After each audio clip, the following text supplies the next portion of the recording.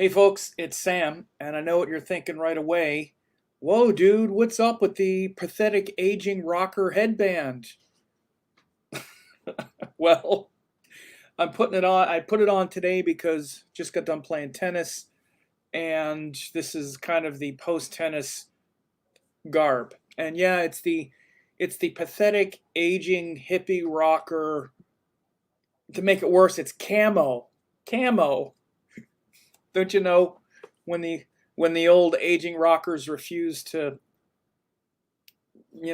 get with the times, they keep the long hair, they need to lose about 20, 30 pounds, they still put on the headband. Well, that's me today.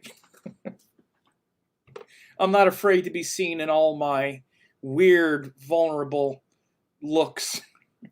So anyway, now we're gonna somebody said you look marvelous.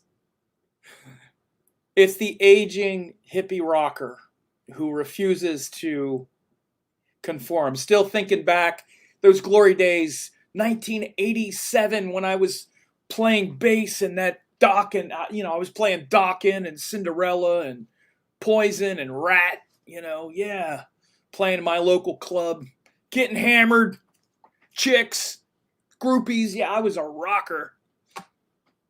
Sadly, I still know. I'm still in contact with a lot of people like that.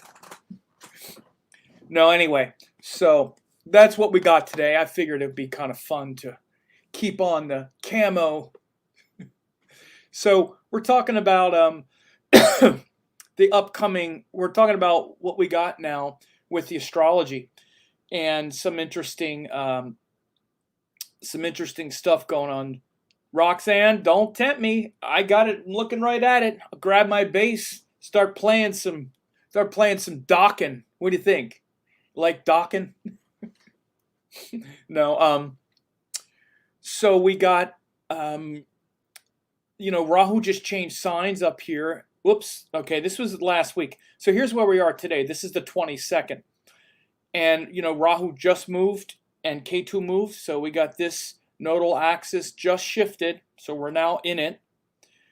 And we also have Saturn. This is the other thing that I wanted to talk about. Saturn is what's called stationary direct. This is why I had this a week earlier, because you could see Saturn here is at 121 of Capricorn. If we go back even the week before, 132. Before the planets change direction, they pretty much stop entirely. So if we go to even early September, which was 2 weeks ago, Saturn was at 132 of Capricorn, pretty much stopped. We go forward a week, 121, 114, then he starts to go forward again. So remember, we had that 132. Look, so that's until October 20th. Look at how long. So that was from September 8th until October 20th. Saturn is within the same micro degree. That's like a month and a half, you could see. So for a couple months, Saturn will hang out at the same exact degree, pretty much 1 to 1.5 degrees. He's just kind of stopped there.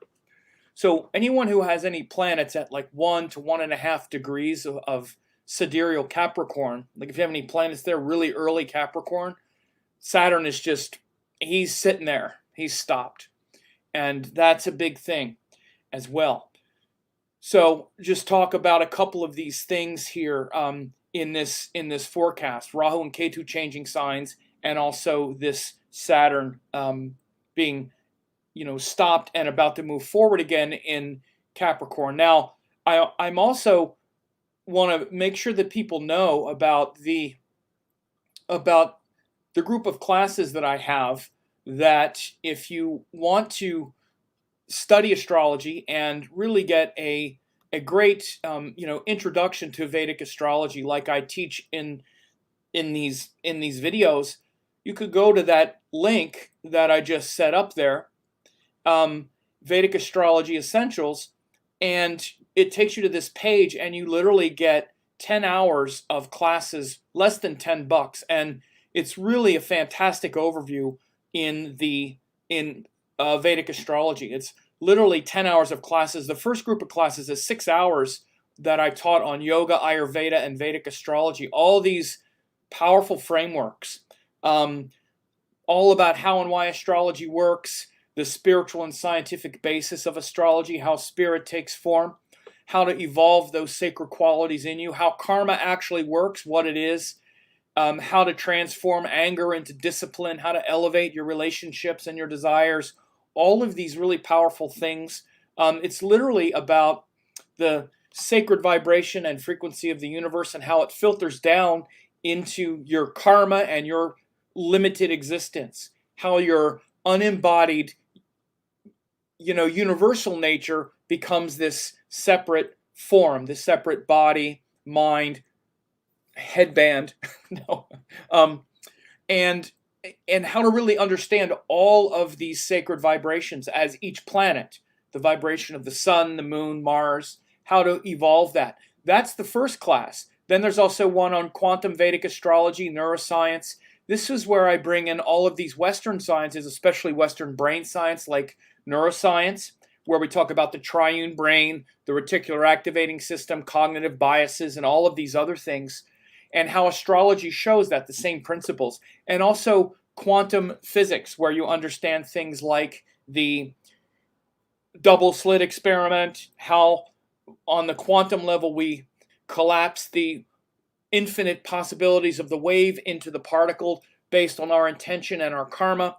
So you'll understand these deep principles, and then a spiritual astrology master course mainly about the nakshatras.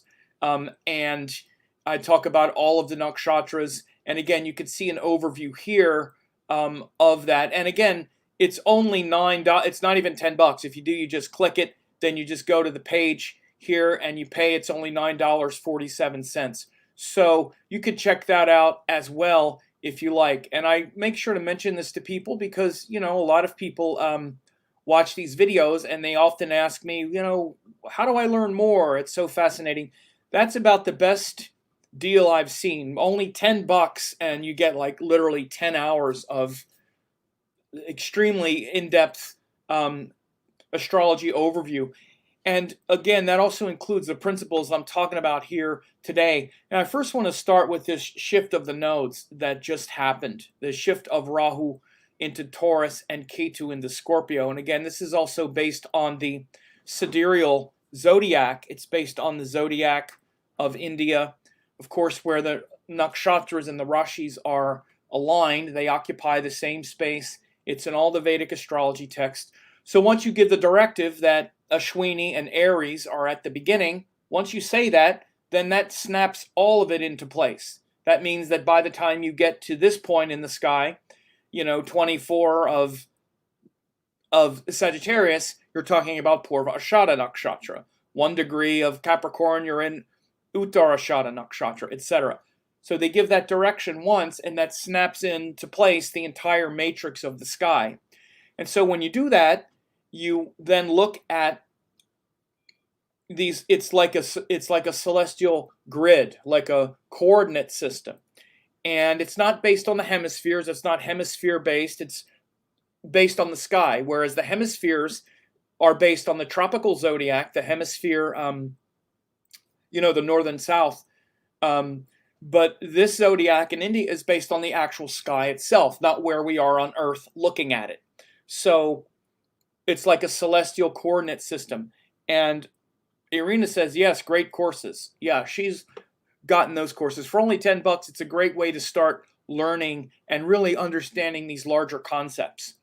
So again, once we then align ourselves with that sky, then we just watch the planets as they move through the sky, the grahas as they move. And so the two shadow grahas, which are right on the ecliptic itself, are Rahu and Ketu. And when you use the Lahiri Ayanamsha calculation, which is the standard of India, and I've been practicing and using Lahiri for a long time, and also the true node, not the mean node, but the true node, we have that Rahu and Ketu just changed on like the 19th, right? The next day, right after Rahu moved into Taurus, right after it happened, we had the death of Ruth Bader Ginsburg, the Supreme Court Justice in the United States. Now that's U.S. politics, And I said last week when I talked about that the nodes were about to shift, to look for something sudden, unexpected, shocking, to sort of bring in like a new sort of energy that we weren't expecting. You say, well, what does Rahu moving into Taurus have to do with that, and Ketu moving into Scorpio?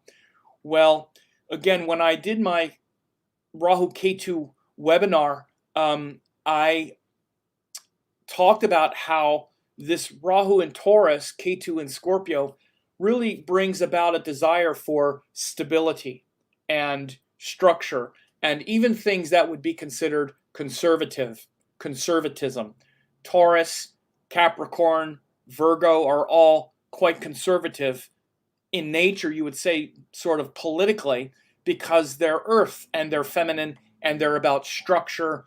Probably the most conservative element would probably be earth, simply because it's about what's stable and what's predictable, right? And this really shows a shift into that nature now. And we've just seen,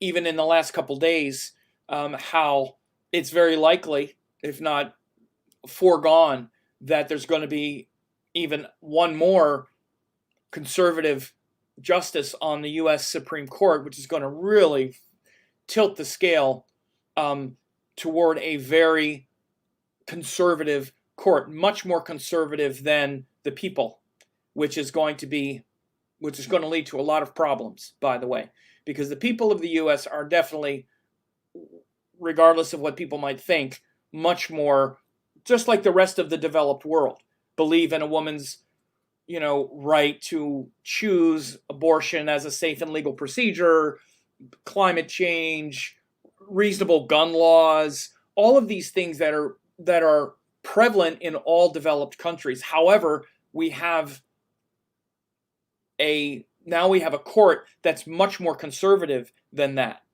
And some states and legislatures and whatnot, where there are many more Republicans in charge, like the Republican Party is much more prominent than the prevailing politics or zeitgeist of the people. The people are much more, quote, liberal and much more open than the governance.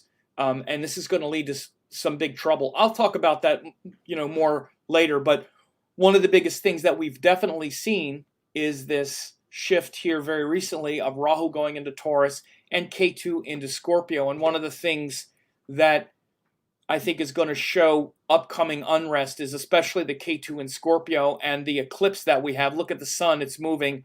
I'll move this forward a month, and you'll see the sun is here. By the time we get to December, around the middle of December, well, move it here, and then back day. It's December 14th, was it? Oh yeah, I was closer here. Here is an eclipse that we have right there. December 14th, we have the solar eclipse in Jyeshta Nakshatra, and we could see some very big, some real unrest and some real severe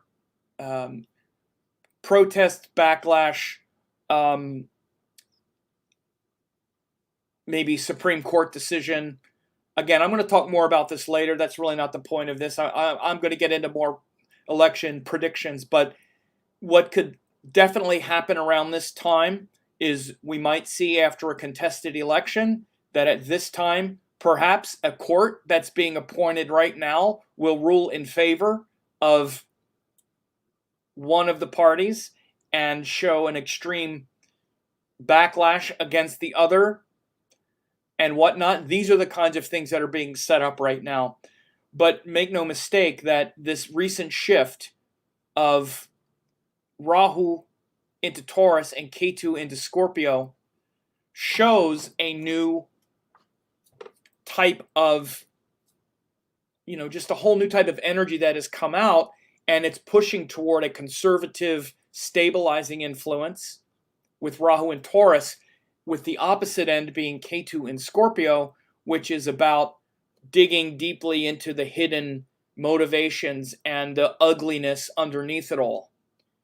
And so we could see a lot of this, and the fury and disgust and anger and hostility underneath all of the, let's say, corruption and things like that could come out later. But we've just seen this big shift. So we've gone into a different shift. There are people asking about when is COVID going to stop? When's COVID going to stop? I've said this so many times. COVID is going to be with us for at least another year or so in some form. Okay, it started last year. I say at least much of Saturn going through Capricorn, we're still going to be dealing with it. Okay, so that's when it started. It started when Saturn went into Capricorn, and we're going to be dealing with getting through that for the next couple of years, off and on.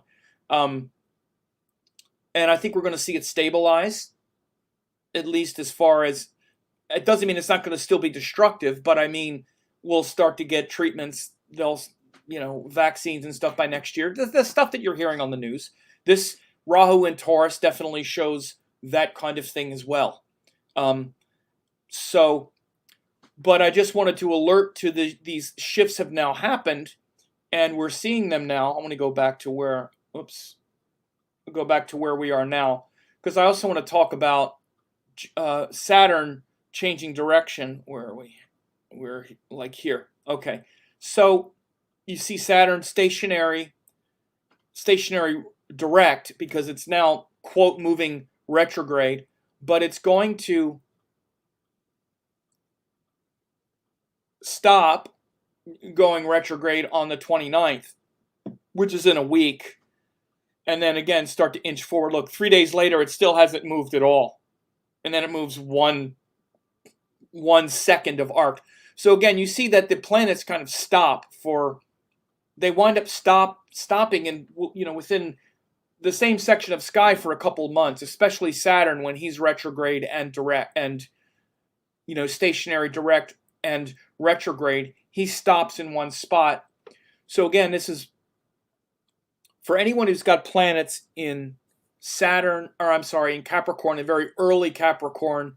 You're getting that pressure of Saturn there for sure, and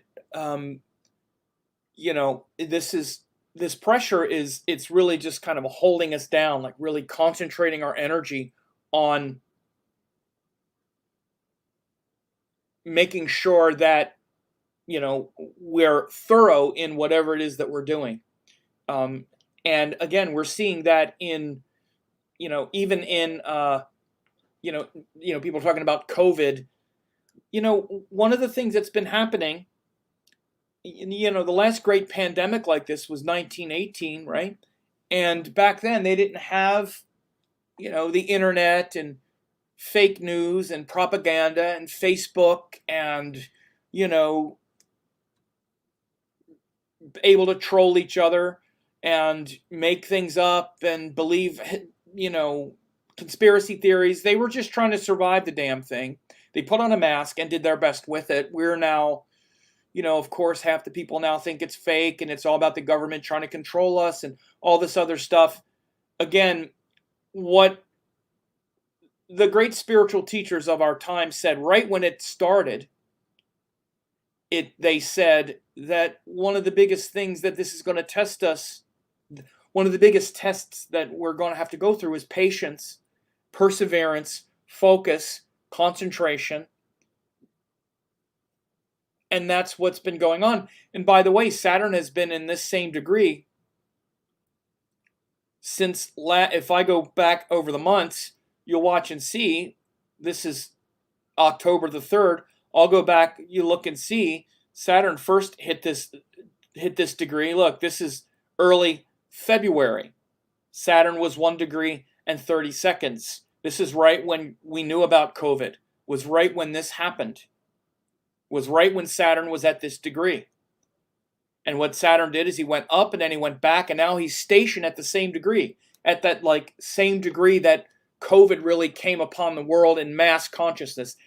it was known earlier in January, but it wasn't really, we weren't really sure what we were really dealing with. By early February,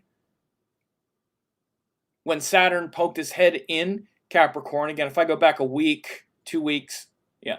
So it was like the week earlier, late, it was the very end of January, January 30th. So again, by early February, Saturn was exactly where he is right now. So again, this is how we look at these retrograde cycles. We look and see where they go and where they stop and where they station. So Saturn is stationary right now, stationary direct, right at the point he was. Look, he went up to about 6 degrees. Yeah, 7 degrees. And then he turned direct, and then he turned retrograde almost at 8 degrees. Then he's right here. This is where we are now, slowing down, like at the same spot that he was when COVID first came out. So we've gone all the way up this Saturn cycle from the time it really came out and we became aware of it to where it is now. He went up, he went retrograde, and now he's stationed there. And it again, it's been a cycle. This is a cycle of our test of will, our test of competence, our test of determination and patience and common sense and being practical and wanting and being able to stay the course and to be calm and still and peaceful and, again, persevering through difficulty. And that's one of the hardest things for us to do. We're restless. After 2 weeks, we were ready to that's it, I'm ready. It's summer, I want to go out. It's spring, now I want to go out. I don't want to do it anymore. I don't want social distance anymore. I want to go out and have fun. And we went out, and again, most of the world did this much better than the United States because most of the world also has really competent leadership, at least in this regard. Because we don't, and our president, even within a couple weeks, was saying, fill the churches again. I want everybody in church on Easter. And he was the entire time undermining the social distancing, undermining wearing masks, undermining the disciplined effort and the determined effort, and undermining the patience that the people needed to get through it. We never really flattened the curve. We never really did it. We had a little drop, but then a huge spike, and now we've just plateaued at close to 1,000 people a day dying almost. The U.S. just hit 200,000 deaths. About 20% of the deaths from COVID, and we have only 5% of the population of the Earth. And there's still so many Americans who are like, oh, Trump did a great job. Did a great job. What else could he do? We don't even have any testing. We have no idea what's going on here in the U.S. And there's still so many people that think, oh, he did great. No testing. We don't know what's going on with schools and universities. Figure it out somehow. We'll see. Whatever. Half the people think it's a hoax now, and he still does big rallies with no masks or distancing. It's like a whole alternative reality has come in the U.S. for sure. And besides what messages that have come from the government, we still have seen, like with other pandemics and other things, that the thing you need to do, masks work, social distancing works. We already saw it work. We don't have to guess. When we did that, it stopped. It stopped spreading. So now it's also like, even in Europe, we've seen now there's a rise again because we're restless. Because we're restless and we're tired of doing it. And so this is one of the big challenges now as Saturn starts to move forward now. We're going to see how we are able to move forward with this, and if we're going to have to get it under control again. Again, we have a big flu season coming up again now, as we move into the flu season and the autumn in the northern hemisphere, and winter. Now it gets mixed with flu season and flu vaccines. There's a link between getting the flu vaccine and being susceptible to the COVID and whatnot. So again, these are big issues that are going to be going to be front and center now for the next couple months. And again, as you see, Saturn is now, this is the 22nd. So we have so again, it's actually on the 29th that Saturn stops going retrograde and begins the stationary direct. It actually isn't stationary direct yet. It's just, as you see, this is the 29th. It's at 111. Let me make this bigger. It's at 111, and then it's still 111 on the 30th, 111 on the 1st, then it gets to 112. So he literally stops, doesn't move at all for a while. So we're really at that point where now the energy is really concentrating, and we're trying to move forward with this again. By the way, we just have to, acknowledge, I'm talking about this whole situation in very broad strokes. Of course, it was confusing at first. The organizations weren't really sure. Any contradiction is also used by people who want to use it. If we want to use the contradictions to say they didn't even know what they were talking about, then we can use it that way. But the other thing, especially with the U.S. agencies, one of the biggest problems is they've been bending to political pressure and the constant disarray and confusion of the president, who is constantly undermining them, constantly using other levers to undermine the organizations themselves. Is it any wonder the organizations come out looking horrible? Because the president himself is trying to make them look bad. He's got Fauci and Birx. He doesn't even listen to them. He listens to that other guy, whatever his name is, the one talking about herd immunity. Of course, Trump calls it herd mentality. Whatever. It's a clown show at the top of our government right now. Is it any wonder there's no coherent strategy? So again, I'm aware of all of that. I'm aware that CDC and WHO, they haven't looked fantastic or great in all of it. But however, most countries have managed to do reasonably well because at least their leaders have maintained simple things like it is real, it's not a hoax, social distance and wear a mask, and don't turn it into some political statement. Here in the US, for those of you who haven't lived here, it's just been a total crap show the whole time. And starting from the top because he's undermined it from the very beginning. So anyway, that's just what it is. So now, again, let's see what happens. Saturn is going to start moving forward again. So again, what this means on some level is that we've been kind of playing, as much as it might not seem like it, we've had some benefit because Saturn has been moving backwards. And again, when that happens, it often tends to reverse or minimize some of the real damage. Saturn's going to start moving forward again. Anybody who thinks it's going to get better, look, this was the second wave that all the experts were worried about from the beginning. They weren't worried about the summer. Again, when this whole thing started, you can go back and watch my videos when it first started. As soon as it started, Saturn, Mars, and Jupiter went into Capricorn, and I said it was early March. I mean, when it really descended on us and we knew what we were dealing with, when it got really serious around the world. In early March, Saturn, Jupiter, and Mars all in Capricorn, and I said we're going to be gone for a couple months, at least 2.5 months. By the end of May, we'll probably get a pretty strong handle on it, and we'll see the numbers come down. But it's going to be pretty intense during that time. The astrology showed it clearly, and the rest of the world did it really well.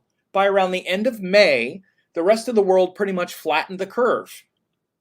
And the thing we worried about, and I said, over the summer, it'll probably abate pretty well, but then next winter, and by the way, it's when Jupiter goes into Capricorn. This is what's coming up. I'm not talking about all that right now, but Jupiter's going to go into Capricorn. Now, again, this is the end of November. Now we got Jupiter also in Capricorn again, debilitated. There's going to be a resurgence of all of this. It's going to get really serious again next winter. That's what I said in March. That's going to get really serious again because we know winter comes back. We have flu season as well and all this. So we were supposed to flatten the curve now and prepare for the winter. Most of the world did it, but again, people are starting to get restless. One of the biggest challenges that this virus has showed us is we're restless. We're like babies. We're tired of being locked in our room. And it's like, no, I want to go out now. It's the government. You're holding me back and your fault. And this and that conspiracy and this and that and this and that. We don't want to do it anymore. And instead, we start looking for ways to justify that simple fact that we're just immature babies. So it's this and it's that and it's this and it's that. And so, again, we can latch on to all kinds of conspiracies. And of course, I will also flat out say that the governments and the powers that be, obviously, they use these things against us. It's absolutely true, too. All of it can be true, folks. All of it can be true. People can say, well, then how about this? Yes, that can be true, too. In the United States, we just invented $6 trillion out of thin air. The thing that scares me is that, because our economies are going to just utterly crash at some point. Because the billionaires got 10 times richer. It's not contradicting what I'm saying. All of it's true. Because yes, the powers that be see this as an opportunity to swoop in and go, okay, now we got them in their house and scared and this and that, and we got to give them some money. So let's give them this much and give the corporations that much. Yeah, that's all part of it. And so then people start looking at that and saying, oh, because that's happening, then the virus isn't real. No, that's also real. It's real. People are really dying from it. It's a real thing.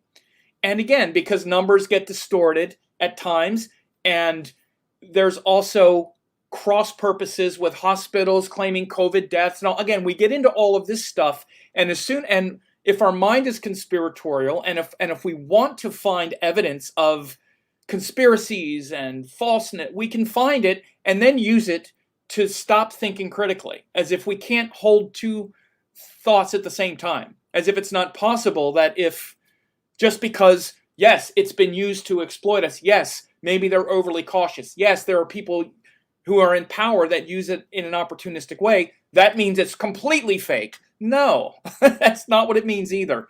Anyway, so these are all the things we'll have to work through. And by the way, especially when Rahu was going through Gemini, there was a whole lot of that, much more of that.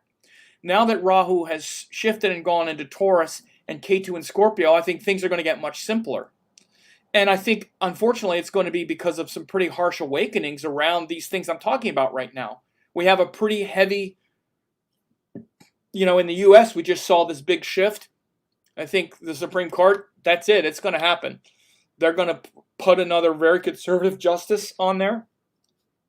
And then we got flu season coming with COVID still ripping through. We don't have any vaccine for it yet. And it's not going to get easier.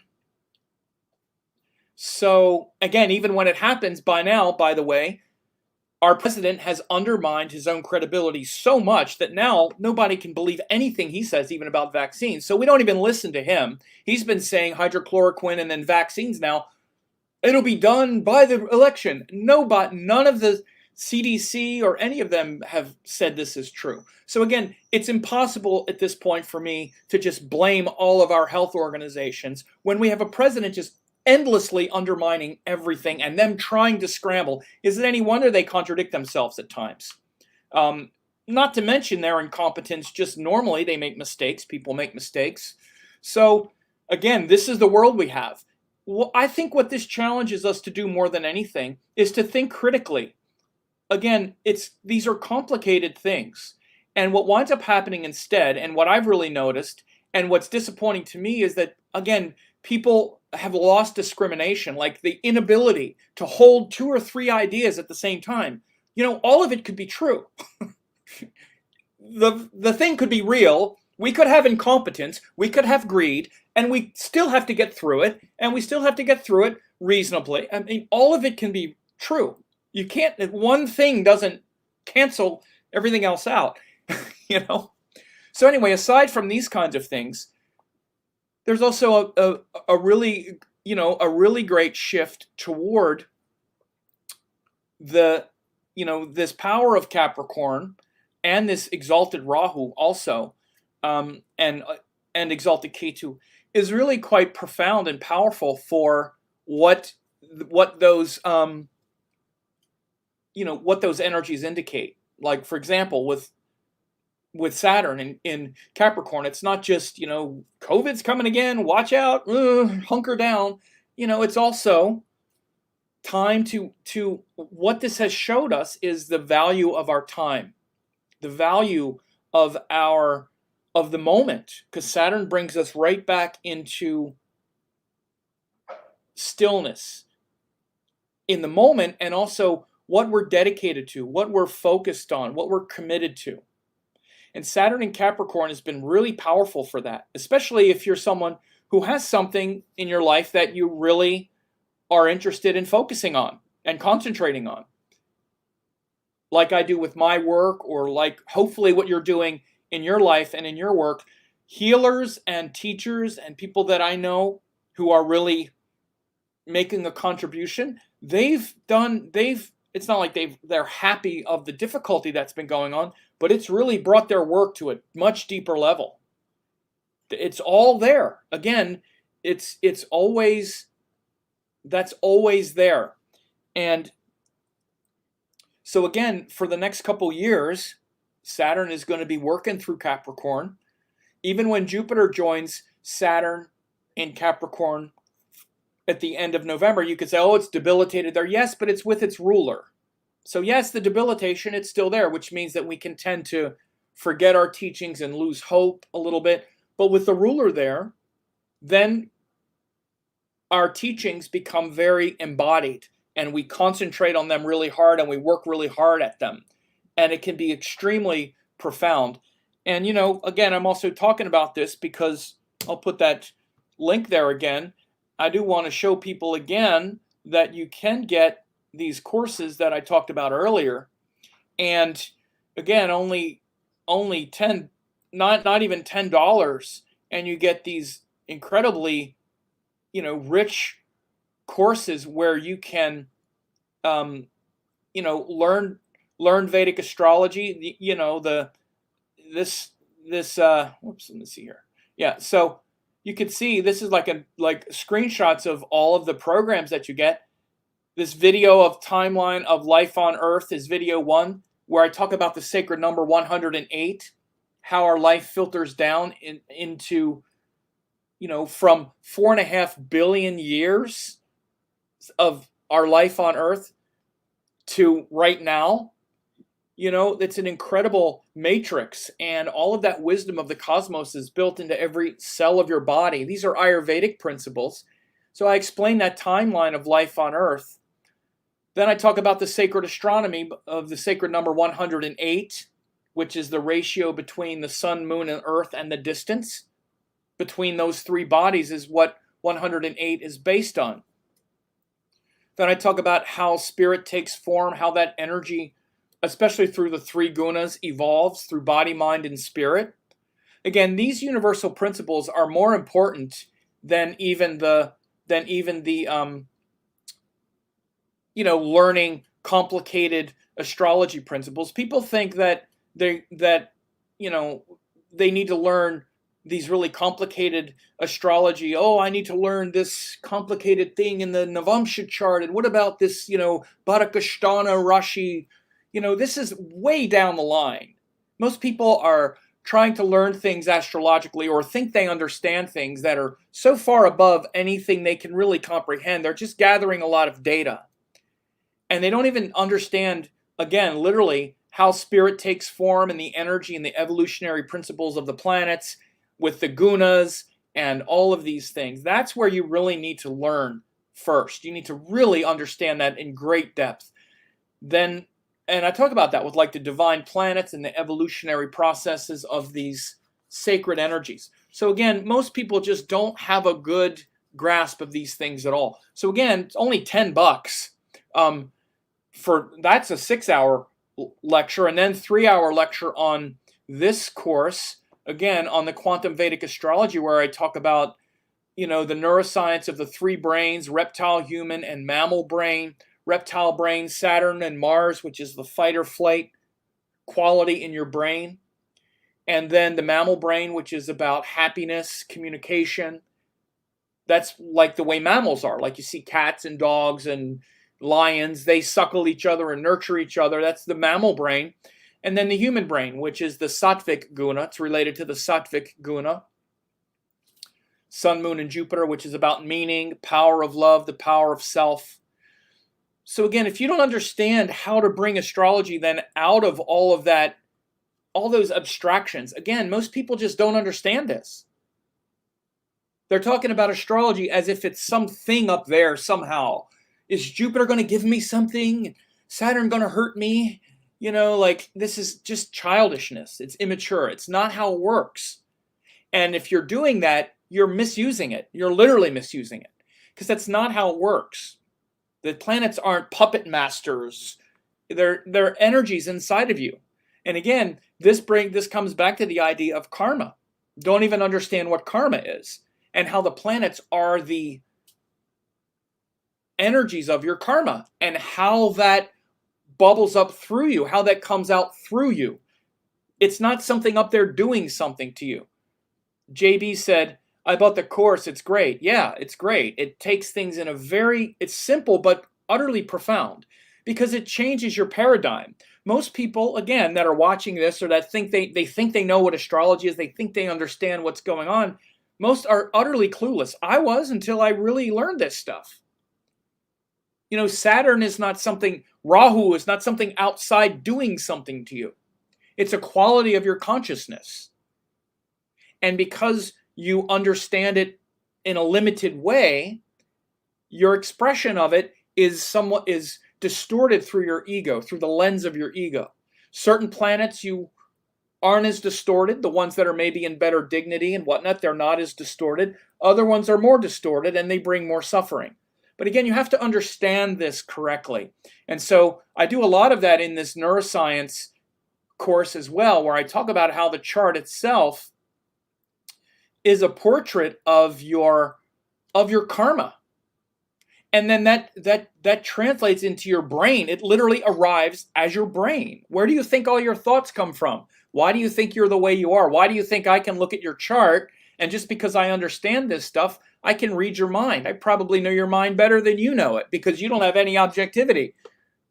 But if someone understands all of these evolutionary forces, you can see very clearly what's in the person's mind. Your karma isn't some complicated thing. It's just your brain. It's your tendency. It's the tendencies in your brain. Yoga calls them samskaras, the mental habits and grooves in your brain. That's what the astrology chart is showing. But again, if you don't know that, you think, well, I'm just this way and astrology is doing something to me, and it's just a jumble. It's a mess. So again, this very simple structure and matrix can really help you unwind that and just sit there and listen to this, whether you study astrology or not. These are life sciences that teach you the nature of life, beyond astrology even. So again, then we take that brain and that neuroscience and we project it into the world on the quantum level. You know, quantum physics means that every moment is full of quanta or energetic possibility. And everything is possible within the context that you're in any given moment. And it's your attention that, as they say in quantum physics, that collapses the infinite possibilities of the wave into the specific moment of the particle. This is a quantum physics analogy, where the quantum wave, which is infinite possibility, is collapsed into the particle and this particular thing based on the observer effect. So it means that you bring your attention into the infinite possibilities of the moment, and you are collapsing the infinite universe into the specific things that keep showing up in your life over and over again. So again, this is literally how karma works. You keep creating the same thing over and over again. That's literally quantum physics on the quantum level. But again, how does it work? So in this quantum physics, this quantum Vedic astrology, I actually explain quantum physics. And, I've had several students who are like PhDs and who study quantum physics in college, and they're like, man, you explain this so succinctly, even better than it was in some of my college classes, because it was hard to grasp. So again, talking about quantum entanglement, the casino effect, the double slit experiment. Again, you should understand these things. If you don't understand these things, again, you don't understand what's happening in life. Just how your karma creates your brain, then your brain creates your life. Would you like to know that? People were like, wow, I'd love to know that. You could spend $10 and find out. So, I mean, this is literally how this stuff works. Sita, every moment full of quantum infinite possibilities. Yes. Within context, which means right now the infinite possibility doesn't include that I'm going to be playing for the NBA and scoring the winning point because I'm sitting in my room. But within the context, it basically means that you decide how a situation is going to go based on whatever comes your way. You have infinite choice. And those infinite choices start to pile up, right? So that's literally shown in quantum physics. It's not a theory. It's not just a new age theory. It's a quantum physical reality. And there are many quantum physical realities. One of the theories of quantum physics is that every reality happens simultaneous, that there are also infinite parallel universes based on all of the possibilities. So there's all kinds of things on the quantum level that we just really don't understand. And then the last course in this bundle is the Nakshatras course. It's actually advanced spiritual astrology, but it's mainly about Nakshatras. Because I really wanted people to understand about the Nakshatras and the infinite possibilities of all the deities and the spiritual realities that are shown in the Nakshatras. That's the purely Indian quality of Vedic astrology. Yes, Sita, your karma creates your brain. So good. Yes, that's where your brain came from. Your brain is created by your karma. That's what your karma is. And again, it's not even more complicated than that. We try to complicate it more. We're like, what was my karma? What is it? We think we have to find out that we were like Cleopatra or something. You can understand the aggregate of your karma because it's your mind. It's how you look at things. That's all it is. And your karma arrives in your mind as what are called samskaras. When the astrological principles line up, it triggers something in your brain. It's not complicated. That's all it is. And the karma is based on your past. It's your past actions that have created your brain and create a tendency to see things a certain way. They're tendencies. Again, what are called samskaras, deep habits. They're deep habits in your brain.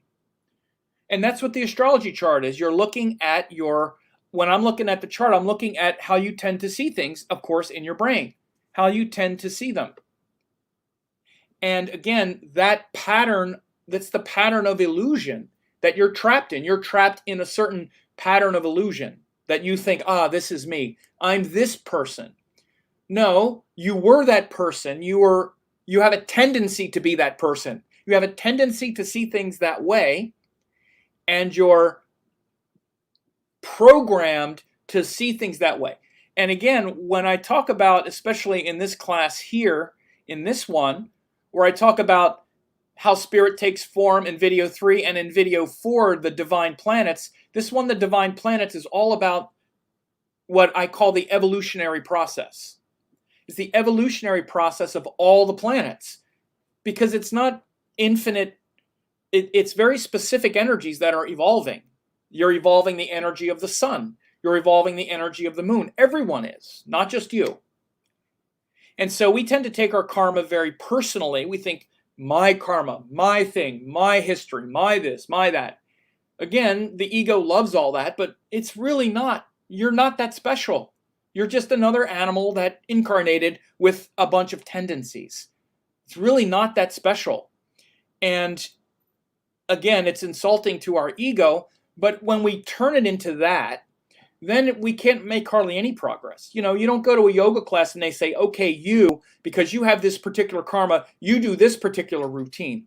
No, the yoga practice works for all beings, right? Now, we might tweak it here and there a little bit, but a balanced yoga asana practice balances all the doshas, balances all the energy in the body.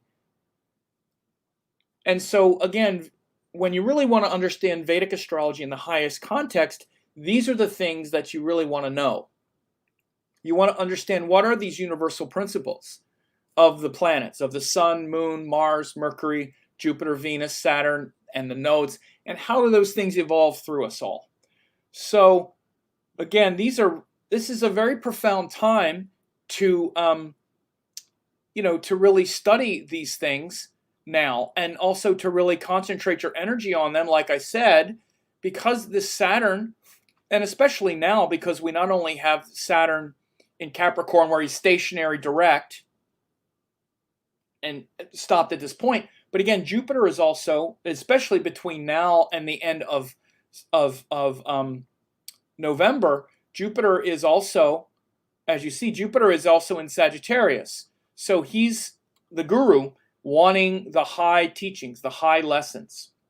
So again, it's a great time to even get something like that group of classes and just concentrate on it and just really learn it. Just let it wash over you. Or really study and concentrate your mind on these deep, profound teachings. As we could see, the world is just very complicated and confusing, and we're all trying to, make our way through very confusing times. And there's a lot of transitions now. That's why I wanted to do this, because we just came out of this Rahu in Gemini, and it feels like everything is like a sort of upheaval now, of course, and those of us who, want to see more, for example, balance in our courts and things like that. This is a blow, because again, Ruth Bader Ginsburg, even just a champion for like women's rights, reproductive rights, other kinds of things that are more, you would say, liberal or democratic, but even, against anti, corporate, consolidation of corporate power and all of these other things.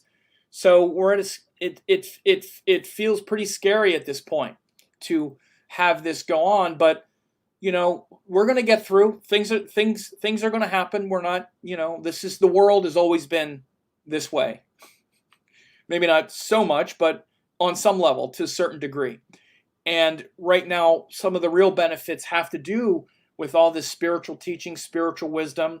Saturn being in Capricorn is great for all of the introspection, solitude, concentrating your energy.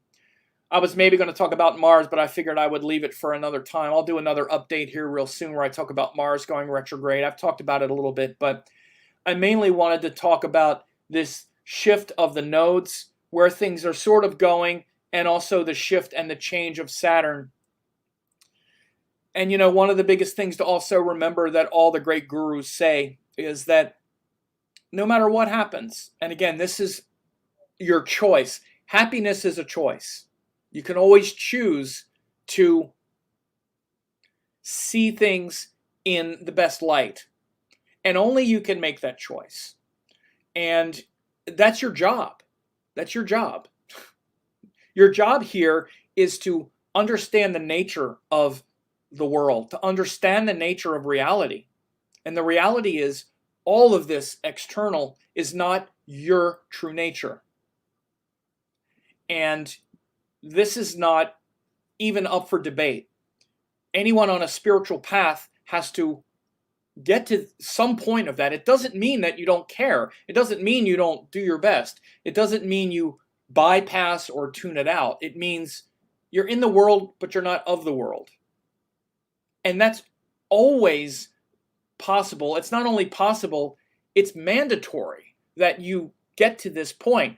And it comes most when there's the most difficult, when there's the most difficulty. It's easier to feel it when things get desperate and difficult and hard. When we have the illusion that, the world is going great. Okay. It's all spiritual. This is the high of sattva. This is the sattvic high. Sattva is one of the gunas where we feel happy with our spiritual practices and spiritual life, and we get that kind of sattvic high that can lead a lot to spiritual bypassing and whatnot. When it gets real like this, you have to get real. And this is why you see so many spiritual people now, quote, spiritual people, like jumping out of their skin right now, because you see how spiritual they really were. They were that spiritual the whole time. They were drawn to spirituality because they wanted to feel good. And there's nothing wrong with that. We all want to feel good. I want to feel good. But spirituality is not about feeling good. In fact, it's often about feeling not bad, but feeling pressure and stress. But you see, people are drawn to a teacher or a guru or a savior figure that makes them feel good, that makes them feel comforted, a mommy and daddy figure or something. I know this myself after spending a lot of time around the hugging Saint Amma. A lot of amazing, again, it's not a judgment on anybody, but definitely see that many people are there just because they want a sort of mommy figure, and they get angry at Amma all the time. And why isn't Amma giving me what I want? They think she's supposed to be Santa Claus or something. Amma, she's a spiritual teacher. She's not Santa Claus. Amma is here to disturb you and wake you up, not coddle you. Although she does, she gives whatever you need, but if things are happening that are severe, it's not her fault. But again, you see, it's because people want to awaken and they want to be liberated from their pain and suffering and then keep all the good stuff. It's just this duality. It's our dualistic mind. Our mind is stuck in duality. Everybody says, I want liberated. I want moksha, liberation. No, they don't. They want to be liberated from their pain. They want the bad stuff to go away and let me keep the good stuff. They want the bad stuff to go away and the good stuff to stay. And so we see so much now where people that, and especially there's a whole thing, as I'm sure many people have seen now, the sort of conspirituality, as it's called, where people are moving into where they were, quote, spiritual. Now they're into the conspiratorial way of seeing things. And it's definitely one of these things where we're being pressured, and this pressure shows us it reveals how much purity is there in our heart. And it's that pressure that creates the diamond out of a lump of coal. And so, the last thing I'll say is it's that pressure comes from Saturn. Saturn is that pressure of time, that pressure of the external world to say, I'm not going to make you happy. I'm not going to satisfy you. It's going to be hard.